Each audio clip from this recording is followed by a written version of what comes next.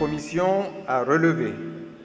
qu'un large consensus s'est dégagé. A danatigɛli in kɛra u ka dialogue national de réconciliation nationale jamanadenw faralen ɲɔgɔn kan ka kulu min bila sen kan ka bɛn ani keleya kumaw labɛn jamanadenw ni ɲɔgɔn cɛla la fɛ nga fanga garadabagaw ani faso jamajɛkulu ka fara bamanci marifatigikulu filaw kan sema ye a danatigɛli nunu na sabila olu ko ku u tɛ a ko kɔnɔna na nazarala keleya tɔnba union européenne ye a ka hamina yira kunnafoni sɛbɛn kɔnɔ ka kɛ ni tɔnsigi ni danatigɛli kan dɔw ye minnu be tali kɛ kalata nataw kan ko u tɛna misali ta kɛ farafina keleya tɔnba ka kulu min be bɛn ani keleyaw baaraw kɛ ka lasilikanw fɛ ka kɛɲɛ ni furancɛ fanga kuntala koɲaw ye ani a furancɛ fanga tigiw ka cɛbɔya kalata nata nunu na ni laseli kɛra nazarala keleya tɔnba ani Faransi, Allemagne, Espagne ani Pays-Bas ka lasigidenw fɛ minnu be Tchad jamana kan septembre kalo tile 19 tɛmɛlen na nazarala keleya tɔnba ye laɲini kɛ fanga darakilikɛlaw fanga be minnu bolo ni waati na fɛ ko u ka furancɛ fanga ka kalo 18 kuntala latigɛlen siraw taama ani fɛnɛ u ye a wilikan gɛlɛn bila u ma k'a fɔ u ɲɛna ko conseil militaire de transition CMT mɔgɔw tɛ se ka kɛ cɛbɔ ye kalata nata nunu na ka sibiridon danatigɛliw la dialogue de réconciliation nationale ma sɔn ka tɛmɛ u sira fɔlen nunu fɛ n'o ye farafina keleya tɔnba fɛnɛ ka siraw dayiralen ye u la u ye san 2 janya fara furancɛ fanga kuntalaw kan ne ka tila ka yamaruya di Mahamat Déby ma a ka se kɛ cɛbɔ ye kalata nataw la